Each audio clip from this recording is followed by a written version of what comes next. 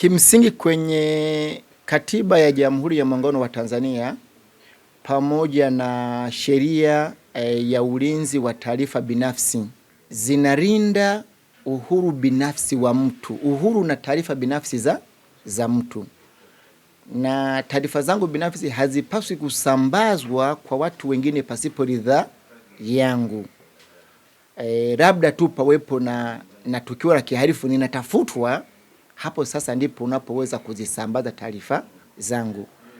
Na taarifa binafsi, tunapozungumza taarifa binafsi kwa uelewa mpana ni kwamba tunazungumzia miaka ya mtu, taarifa za DNA, yani vinasaba vyake ni vipi, magrupu ya damu, taarifa zake za shule, namba zake za siri, namba za simu, namba za NIDA na mambo kadhalika. Hizi zote ni personal data ambazo zimezuiliwa.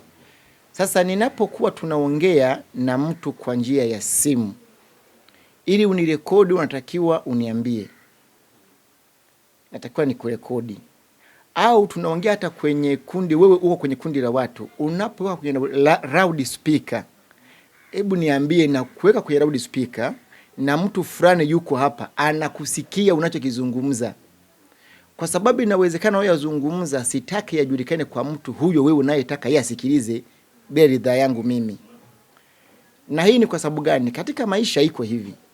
Mimi hapa nilipo nina rafiki yangu wa karibu sana. Lakini huyo rafiki yangu wa karibu sana ana rafiki yake wa karibu sana ambaye huyo rafiki sio rafiki yangu mimi.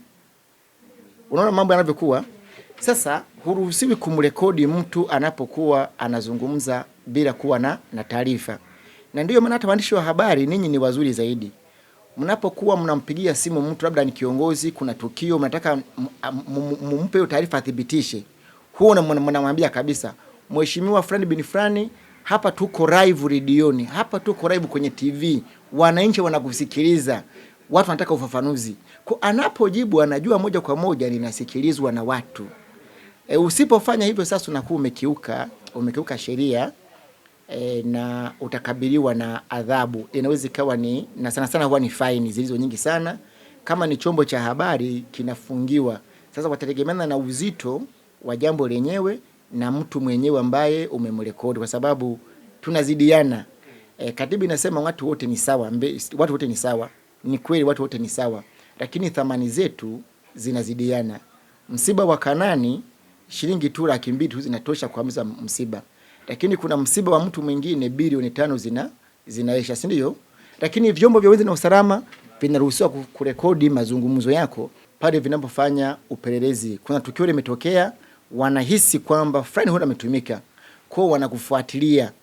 Wamehisi kwanza. Na sasa hivi sheria yetu ya mwenendo wa makosa ya jinai imeweka wazi kwamba polisi wasimkamate mtu kabla hawajachunguza na kujiridhisha ikiwa viko kwenye mission ya upelelezi, lakini vitaomba taarifa TCRA na maeneo mengine. Mtu binafsi haruhusiwi.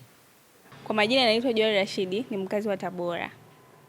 Kumrekodi mtu bila ridhaa yake sio jambo jema, kwa sababu kama mnazungumza mazungumzo ya faragha na kama taarifa hazitotumika vizuri, inaweza ikaleta mtafaruku, ugombanishi na kutokuelewana baina ya mtu na mtu. Kwa majina naitwa Lema Lawrence, ni mkazi wa hapa Tabora mjini. Si sahihi kumrekodi mtu mazungumzo yake, kwa sababu huwezi jua mazungumzo hayo mnaongelea kitu gani au yanahisi kitu gani, ni yanafaa kusikilizwa na watu wengine au hayafai. Kwa hiyo si sahihi au sio vizuri kurekodi mazungumzo ambayo unaongea na mtu, haijalishi ni mazungumzo ya faragha, haijalishi ni mazungumzo ya wazi. Naitwa Ramadhani Mzee Ayubu, natokea Ipuli. Mimi sidhani kama kuna usahihi, kwa sababu mpaka mtu anakurekodi, sawa, it means kwamba analake jambo, si ndio? Kwamba inawezekana, sawa, kuna issue inayoendelea ambapo wewe ambao unayorekodiwa au huijui, si ndio? Kwamba sasa ili kupata ushahidi inabidi akuchukue maelezo kwa kutumia kukurekodi. Umeona? Ili akurushie kule. Na dunia ilivyo sasa hivi mzee, mambo yamebadilika. Umeona, mtu paka anakurekodi mambo ya mitandao, na shangaa umejikuta kwenye mitandao bila kujijua mwenyewe. Kwa hiyo sasa kama ni sahihi. Naitwa Ashrafu Abubakar, natokea Ng'ambo. Amna, sio sahihi, kwa sababu anafanya yani ni kinyume na ridhaa yako wewe. Umeona? Kwa haipendezi yani, kiufupi yani. kwanza kuna chuki ambayo anakujengea wewe mtu ambaye amekufanyia kitendo kama hicho. Umeona? Anaona kama vile unamfanyia usnitch yani. Unaelewa zile? Kwa moja na mbili yani pale kuna chuki fulani ambayo anaijenga yani juu yako. Umeona? Na haipendezi yani kiufupi sio issue nzuri kufanya kitu bila ridhaa ya mtu. Umeona?